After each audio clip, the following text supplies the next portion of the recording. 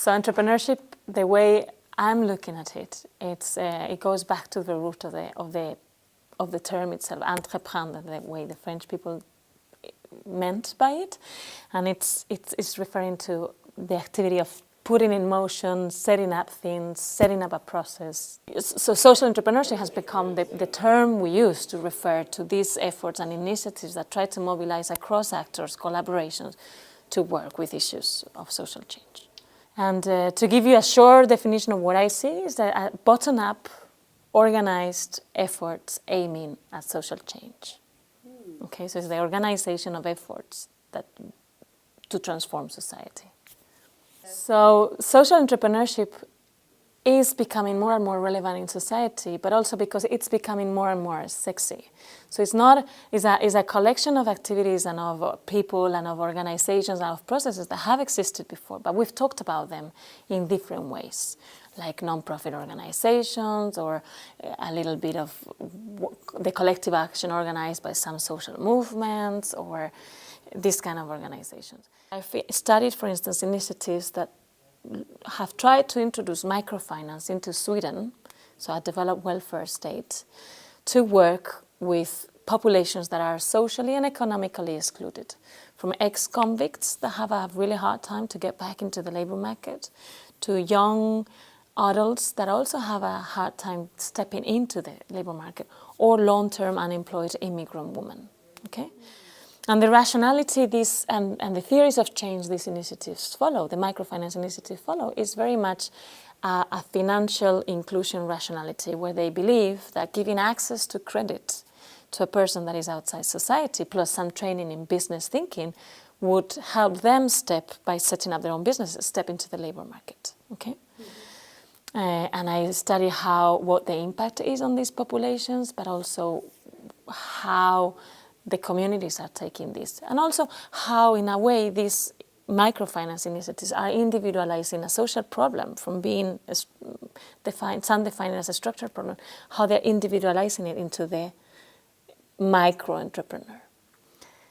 What the field of social entrepreneurship has done, or it has been an interplay, it's not that the field of social entrepreneurship came first and then society starts accepting it. I think that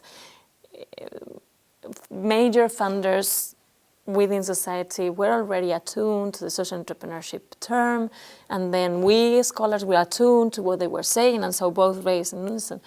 But what we're seeing is that because a lot of social entrepreneurship the idea of social entrepreneurship is attached to more market rationalities and economic sustainability and being independent from the state and being independent from donation, all that, is that funders that have traditionally funded initiatives aiming at these kind of issues are much more impatient, and they give you, or they give funding for 3 years, after which you have to be economically self-sufficient.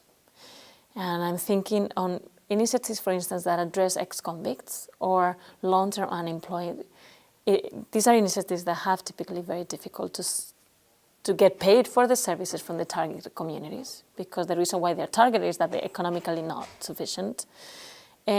Social actors are less and less keen, because of austerity measures and the retrenchment of the welfare state, are less and less keen to fund this. And so we are seeing that actually this sector is being, despite the sexiness of it, is being stretched more than it was previously, where we talked about some of it with different terms. Foundations that previously saw themselves as funding civil society and helping it to develop and to empower communities now start seeing themselves as social capitalists who ask return for the investment 1 or 3 years after they've funded. And these are issues that go slow. So that is also a challenge, if you want, for the field of practice mainly, actually.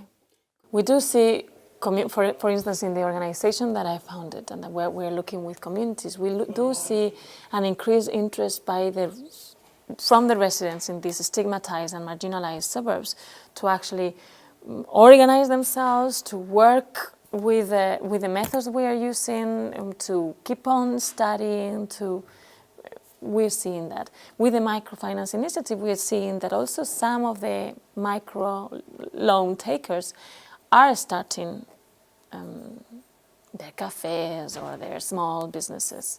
Whether it's only due to us or to the microfinance initiative or to larger factors, I think it would be too arrogant to say that it's only one initiative that is achieving this. It's actually it has to be a larger, more collective approach where everybody has their own role in catalyzing change.